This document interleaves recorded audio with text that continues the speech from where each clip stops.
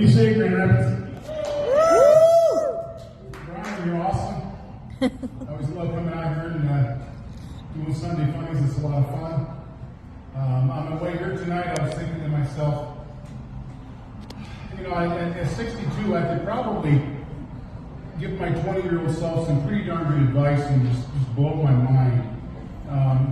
And I was expecting a younger group here, but I did see one young guy in the back table. I figured I could tell him something tonight that would change his life. And nothing came to me. I firmly think if I went back to my 20-year-old self, I'd make all the same stupid mistakes again.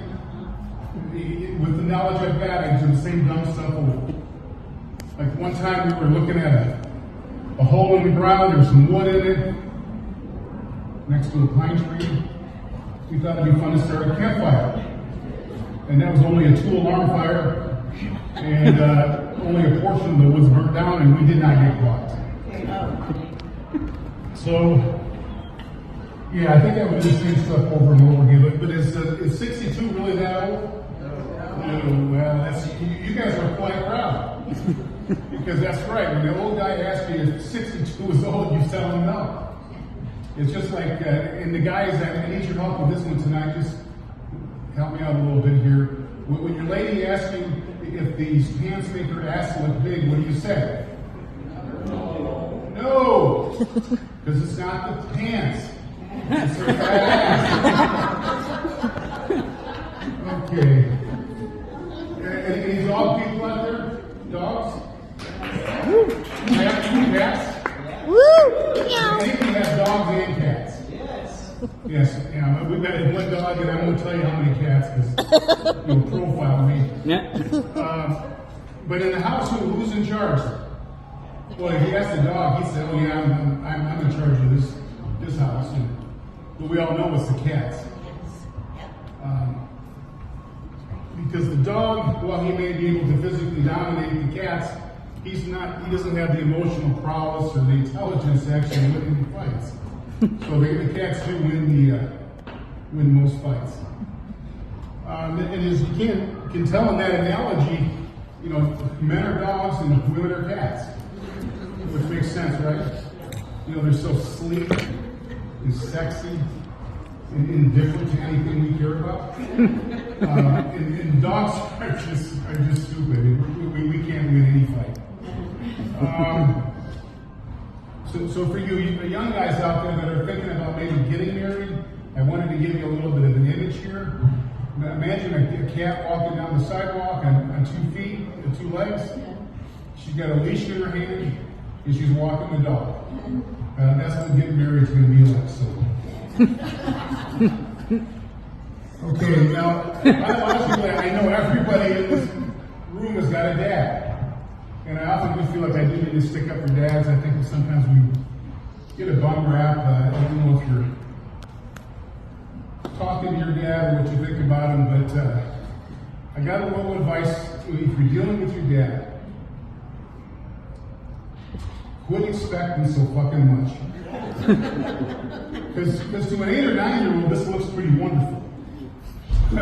But about 12 years old, the flaws start to seep through, and you figure out that we're just not that with it.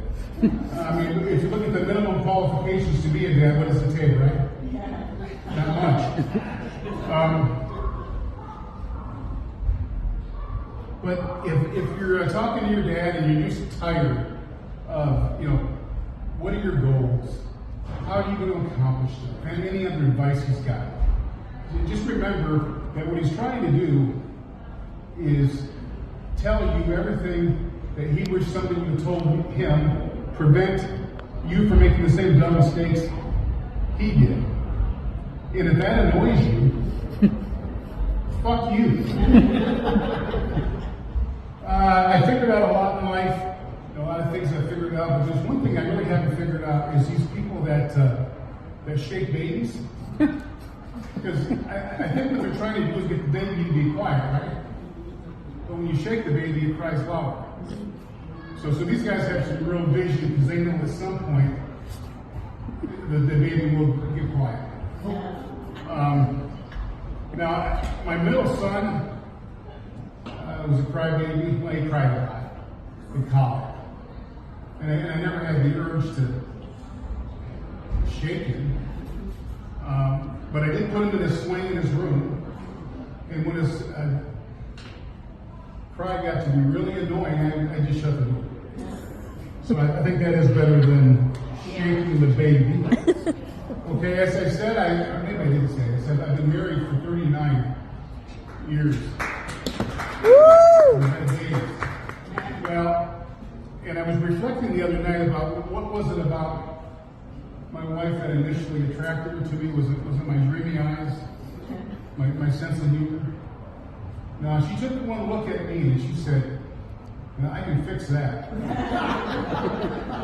and after about 39 years, she's almost got me fixed. And I'm worried that she is a bit less attracted to me. She is trying to be supportive of my comedy, we'll call it a hobby. But she's a little bit annoyed with me. She says, why don't I take a limousine to every show? I said, if you want to be a star, you got to act like a star, right? And she said, well, why do you always videotaping yourself? I said, I need some B-roll for my Netflix special. Which that annoys me. And then one thing I learned through my marriage is, if you're fighting, never, ever use the C word. Don't do it. It doesn't matter what the fight is about, what happened, what she did to you. You use the C word, it's automatically your fault. So earlier in our marriage, I walked into the bedroom, I caught her with her boyfriend. I dropped a C-bomb. Next thing I know, I was making them breakfast in bed. Don't worry, we're still married. I've got a better job than he did. And I make a hell of an offer. And that's it. Thanks, guys.